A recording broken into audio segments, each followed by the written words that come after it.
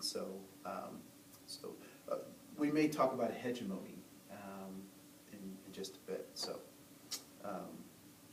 we'll talk about that. So this is all the deep stuff of culture. Let me check my my iPad. I try to record my presentation so that I can get better. So I hope it doesn't bother anyone. Good for you. Do that. So I try to get better at what I do. Good for you. So culture is it is artifacts and it is values. And when we have culture clashes, what ends up happening is these two icebergs bump up against each other, and some of the values or some of the artifacts don't necessarily match, and so we get cultural conflict and or perceived conflict, right? So that's culture.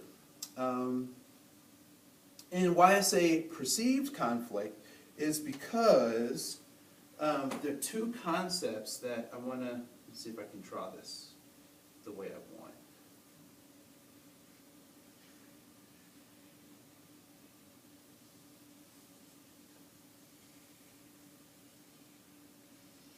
Pretty good. That's not bad, is it? Yeah. He doesn't have a career as a cartographer yet. Something like that. Greenland's over here. And then I always get Europe kind of messed up because I know it's some kind of dragon or something over here, and a boot, and then the motherland over here, and then Australia over here, roughly, and then India, and then China, and then big part of Asia, the Bering Strait over here. You've done that before. Yeah, so it's rough. It's That's rough. good. Yeah. We Thank know. you. That's Da-da, good. da-da. So typically, what ends up happening is that these two cultures come in conflict, and I like to say it's a perceived conflict, because what we understand is that people are looking for the same things. They're looking for safety, significance, and belonging.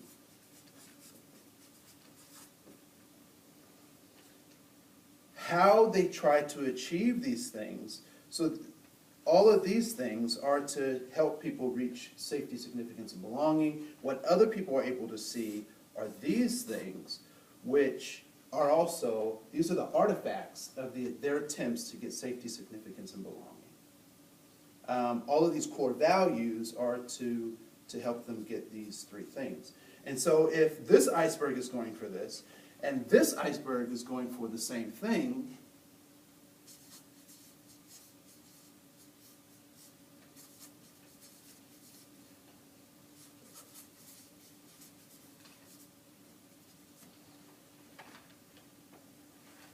so that iceberg is going for this, and this iceberg is going for that. Do we actually have a conflict? I understand why you say perceive. Mhm. Do we actually have a conflict? If we're both going for safety, significance, and belonging, You're just going different routes, but we're you're all going going for different the same routes, thing. right? So there's really not a conflict. What we have are different methods that are trying to get to the same thing. And so we're trying to get this. So we have this perceived conflict. And so I remember in the 80s, there was a famous song by Sting, I hope the Russians love their children too, right? The truth of the matter is the Russians do love their children.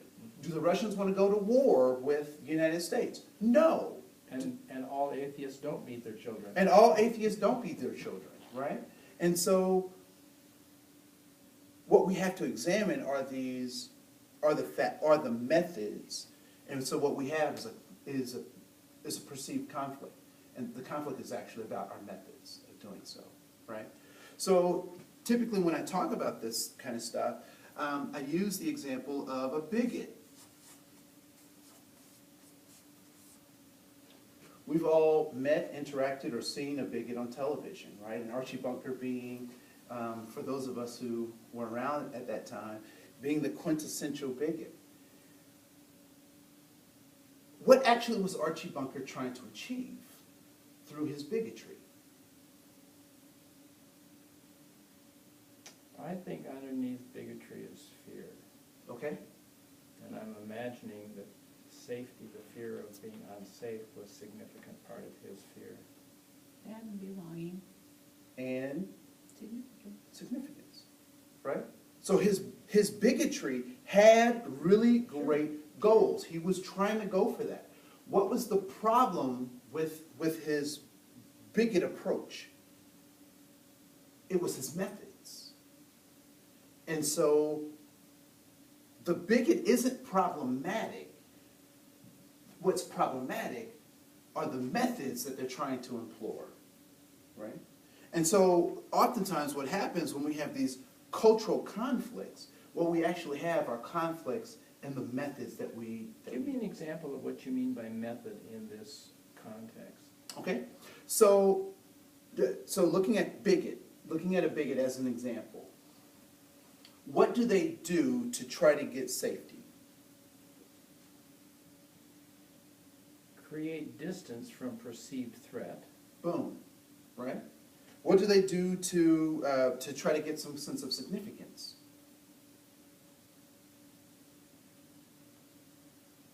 Oh. They belittle the people They will around put them, people down. right? Yeah. So they try to raise themselves up by Yeah, putting at the other people expense of down. others. How do they get a sense of belonging? They try to surround themselves with people who Like-minded. think just like them, right? Yeah. So they're trying to get the safety, significance, and belonging, but their method is poor. But here's the thing about this particular example, and I'm using this as an example, we'll move on to some more cultural examples. I cannot help the bigot if he perceives or she perceives that their behavior is getting them their goal. I can't help them. We always do what works. Right? We do what works. And so when their goal and their behavior are in sync, in parallel, there's not much I can do to help them. However, if there's ever a crack between their goals and their current behavior, that's when folks like myself are able to be helpful. Right? So when there's an unparalleledness in that, or ambiguity, or uncertainty that what they're doing is getting them what they want, folks like me come in and we're able to be effective. But if a bigot is getting exactly what they want, or they think they're getting exactly what they want, there's nothing that anyone can do to be helpful until they want to change. And so when we talk about the cultural, these cultural clashes or these perceived conflicts, what we're talking about is that people are trying to get their goals, but they're trying to do them in different ways, right? And so I didn't do a very good job, but let's say that this is the equator, right? What might be some things geographically that might determine how people go about getting their goals if we look at the planet?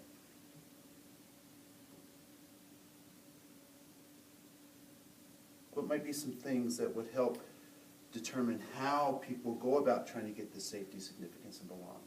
Well, I'm just thinking if safety has them within it, not starving, then the food supply production, squirreling away, sharing, all that attitude toward nutrition would vary geographically. So in a place like the United States, food is very abundant, so our approach, our thought, our feelings about food are very different than in, I didn't do India very well, but in India where sometimes the food distribution system isn't as effective as it is in the United States, right? So their approach to food, or in, and I guess I didn't do China and Japan very well either. But in Japan, where there are lots of people in a very small space, they've created a society and a structure that helps them get these things, but it's very different than a place like Canada where there's lots of space to live and move, right? And so when we think about culture, we have to think that everybody's trying to get these things, but there are places on the planet that approach it differently, largely because of their geographic region. Now, so we just kind of pointed out geography as a way to look at culture. Let's talk about governmental structures, right? So in the United States, we have what kind of governmental structure? Representative We have democracy. we have a representative democracy. So we vote for people who make decisions for us, right? So in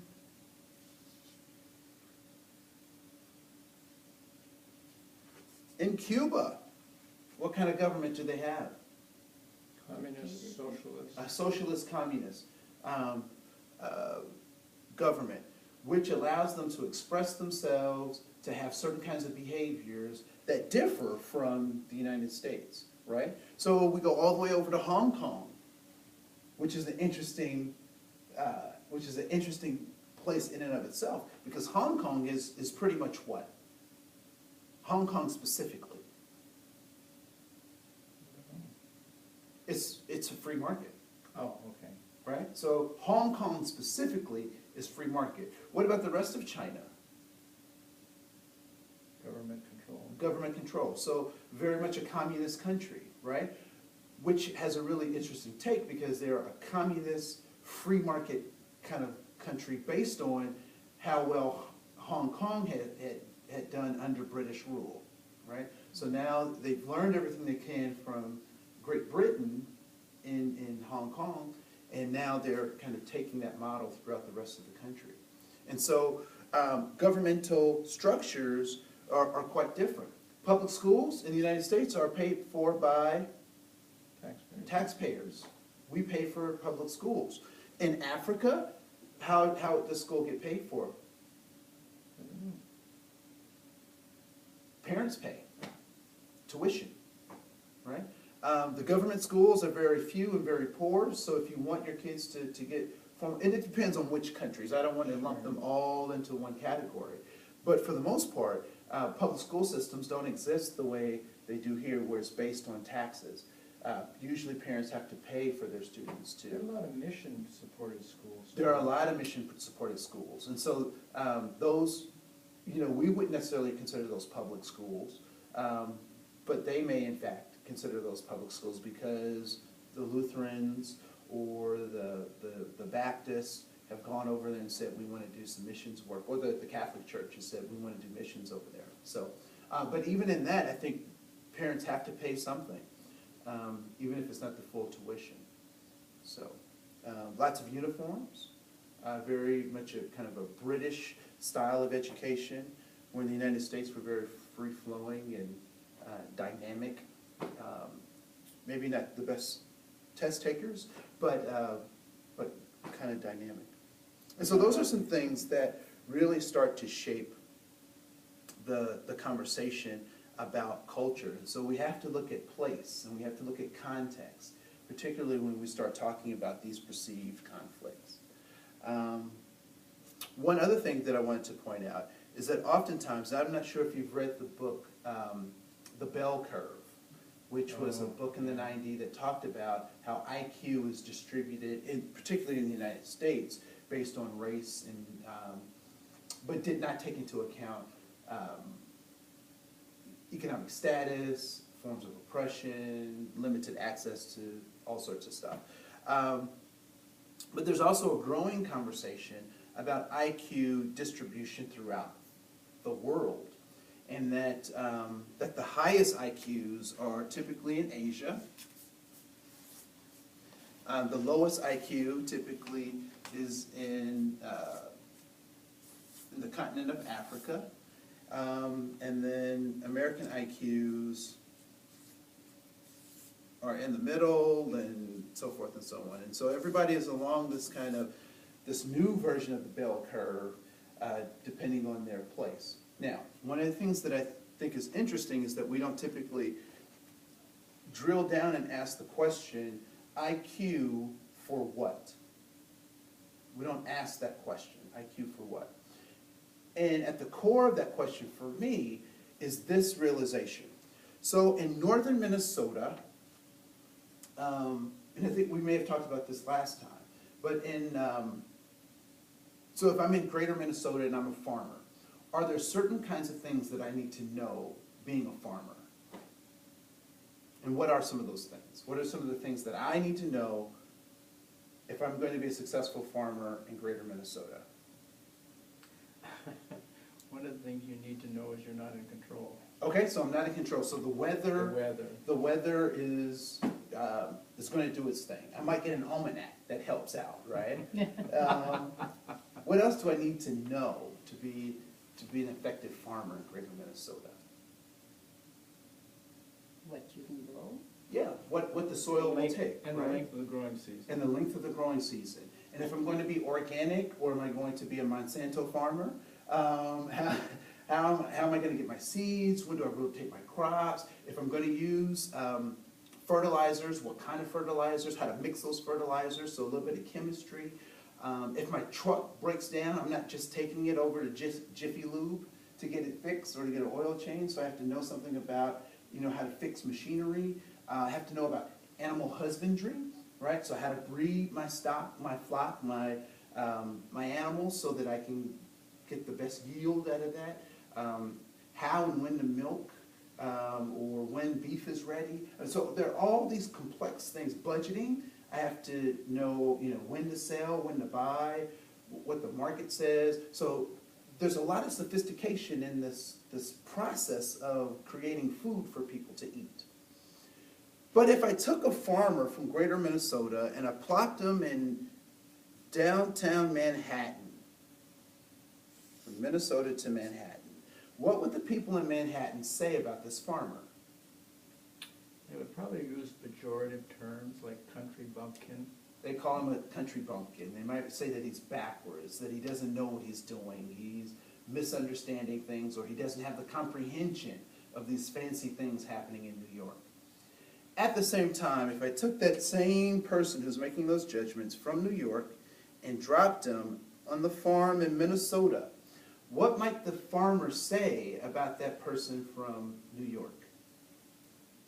The pejorative term, of course, would be city slicker. Okay, And so what they would say about him is that he's stupid. he's stupid, right? And they may even go as far as my grandfather would go and say, what do you do with a dog that doesn't hunt? You shoot it, right? So the farmer wouldn't find those individuals very useful on his farm until they could learn that. But it would take some time for that to happen, just as it would take time for the farmer to understand and know the patterns of what's going on in New York.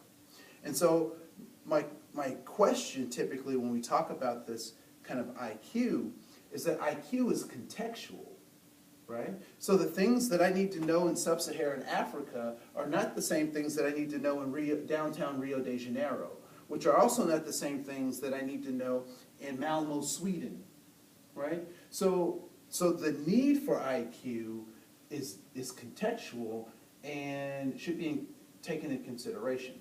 So the things that I need to know in the hood are not the same things that I necessarily, or not some of the same skill sets won't be valued in Lake Minnetonka, on Lake Minnetonka, right? Now, I need to be sophisticated enough to know that I may have to shift gears or shift behaviors as I float through these cultures, but those things also come from these interactions and sometimes perceived conflicts, right? And so the question then becomes IQ for what? And so what I suggest is that when people are using IQ, they're using the best knowledge that they have, given their context, to create a sense of significant safety and belonging. And one of the things that we also have to remember is that context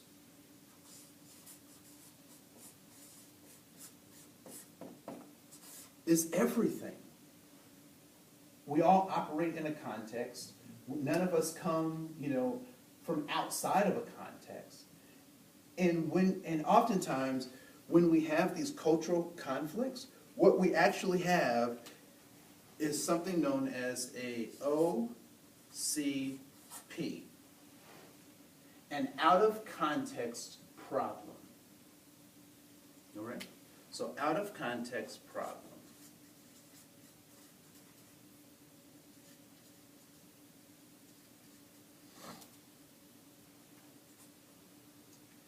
And I'll give you an example of an out of context problem. Why do deer get hit by cars? Have you ever wondered that? Wrong place at the wrong time. Wrong place at the wrong time. Have you ever seen the carcass of a deer on the side of the road and thought, how could that happen? Well, maybe the deer wasn't from that part of the area or whatever and didn't know anything about roads and cars. Okay. But I'm thinking of the deer is extremely effective in avoiding danger that doesn't go any faster than 30 miles an hour. Okay, so it's great. And why has it become adapted to avoiding things that don't go more than 35 miles an hour? Say that question again? So why have they learned to avoid things that don't go faster than 35 miles an hour? Because that's their context of survival. So their context